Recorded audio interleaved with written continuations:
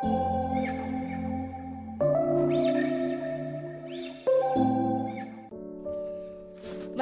நம்ம இன்னைக்கு பார்க்க போற டிஷ் மீன் வறுவல். அதுக்கு நான் 1/2 kg சங்கரா மீன் எடுத்து க்ளீன் பண்ணி வச்சிருக்கேன். இப்போ அது எப்படி செய்யறது பார்க்கலாம் வாங்க. ஃபர்ஸ்ட் நம்ம மீனை கட் பண்ணி வச்சுக்கலாம். அப்பதான் மசாலா நல்லா உள்ள இறங்கும்.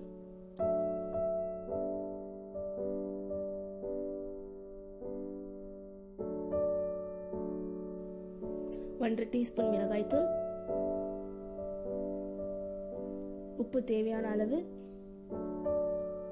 அரை டீஸ்பூன் கரம் மசாலா, அரை டீஸ்பூன் மஞ்சத்தூள்,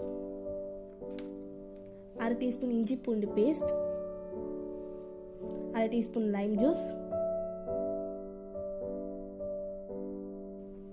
கருவேப்பிலை கட் பண்ணி போட்டுக்கோங்க.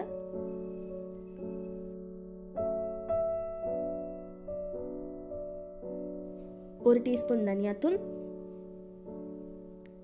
தண்ணி சேர்த்து நல்லா பேஸ்டா மிக்ஸ் பண்ணிக்கோங்க.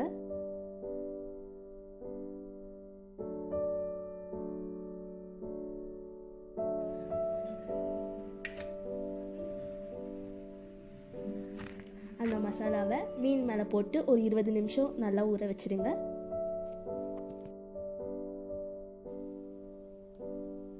இப்போ தவால போட்டு ஃப்ரை பண்ணிடுங்க.